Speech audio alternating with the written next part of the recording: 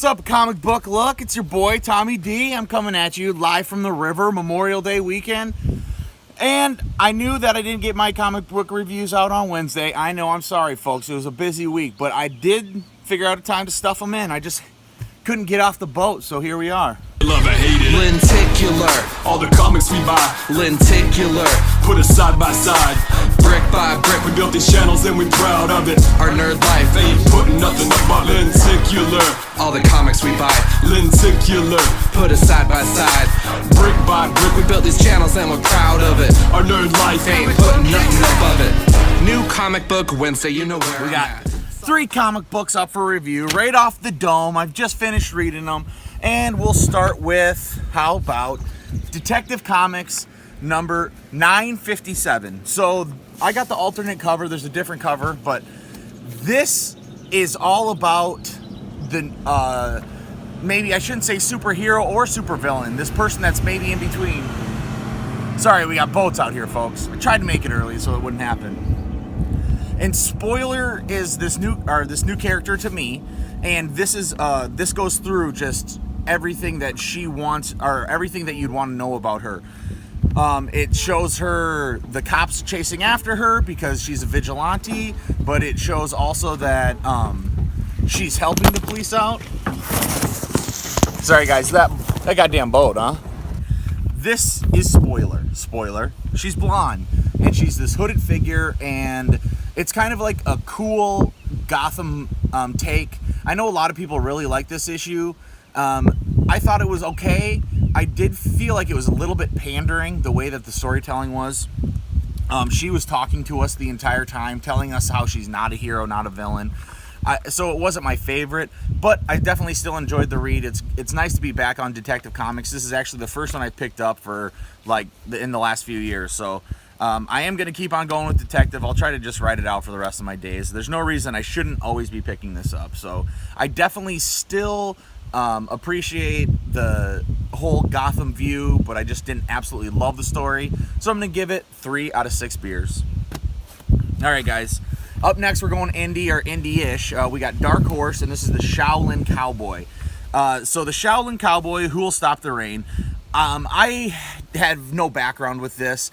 Jeff Darrow, the guy who's writing it and drawing it, the only thing I know him from is Hard Boiled, the old comic book with Frank Miller. Other than that, I don't even know I didn't know that he's still around. Well, this is like immensely detailed, ridiculous, absurdist comic book. So the Shaolin Cowboy, this fat guy in a Boy Scouts outfit, who's like beat all to hell, is fighting this this hermit crab that uses a car as its shell. It's all crazy. There's dogs everywhere, alligators everywhere, lizards everywhere in this world. This is a dystopian world that the overconsumption and is huge, and litter is everywhere, and nobody gives a shit about anything. And it's all like, good old boys with trucks who just worry about their phones, and kind of it's a future that is close enough to ours that it could be a possibility. This is all about this huge killing pig that is going to take down the Shaolin Cowboy, and we get him looking for the Shaolin Cowboy, and then mostly you get its backstory, so you get a bunch of weird pig stuff. But mostly this, I would say, is the best part about this book is looking in throughout all the panels at all the details, reading the signs, because there's just like a billion jokes dived into the panels. I can only imagine how long it took him to draw this. It had to be fucking like a full year for this 5 issues, because there's so much detail in here. And then the story is just absurd, so like animals can talk, and people who knows, and then maybe they're friends with people, and crabs live in cars, and there's this Shaolin Cowboy, fat, Boy Scout. I mean, who the hell knows? I need some backstory, but I got to tell you, I enjoyed the hell out of this issue, and I read the last one as well, and so it's really fun getting to know who Shaolin Cowboy is. He actually spoke in this one. In the last one, he didn't speak, so I wasn't even sure if he did. But it seems like he only talks when he needs to. Other than that, it's just a funny book. If you enjoy comedy, you should get this, because it's like an action comedy. And then on the back, this is supposed to be like what the story's about, but not in this comic. It's just like a joke using a bunch of shit and pee puns about this picture. It's so fucking funny. It has nothing to do with the rest of the comic. So that kind of thing is why I think brings this up to 5 out of 6 beers. All right, and last but not least, Jerry Duggan and, better remember the artist's name, Aaron Cooter on Guardians of the Galaxy. This is number 2. This is the all-new Guardians of the Galaxy. Jerry Duggan from Deadpool, and he did a Star Wars mini, and he's done a bunch of other things, and he's good at writing funny stuff. So I am enjoying the hell out of this Guardians of the Galaxy so far. The dialogue is just fucking on point. So what's going on in this is they have like stolen from the collector, and they have this one egg that they need to take from another collector. These are like the collector who collects like everything in the universe, and they think they're going to get all scot-free, but that is not the case at all. And they the best part about this issue is they break into the collector's place by giving him this very unique alien dog that he doesn't have, and it could be a part of his collection. And they Trojan horse this dog by being inside the dog. The collector takes it, and then, spoiler, they get shit out of the dog's ass. And that is how they break into the collector's place. So after they're in, they're all complaining how gross it was, and they find the thing that they need. But what happens? Oh, I gotta find the panel. I wish I could. But the collector finds them.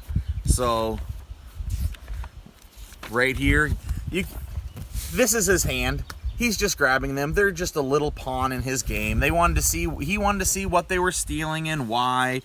And here's a picture of him looking at them. And clearly he's all powerful compared to these guys. He's like a celestial size of, he's just huge. So anyway,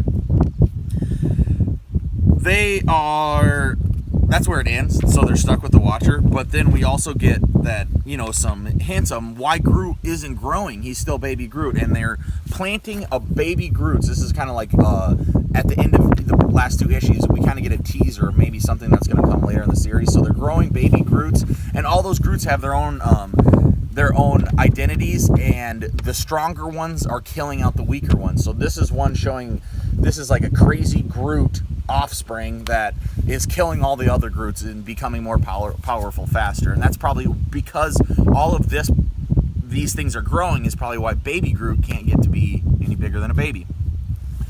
But anyway, I haven't even seen Guardians of the Galaxy 2, the movie, yet, so that I know that's shame on me, but I'm absolutely loving this book. Normally I don't like when it's a movie tie-in, but I do think that like just having a tight group of Star-Lord, Gamora, Drax, and Rocket, and Groot, that is a perfect team, and I think they do it absolutely great. I think Duggan really knows Star-Lord's like potential when it comes to comedy, so I think this is a perfect book for it's like perfect comic booking. Superheroes, comedy, action, fun, bright colors.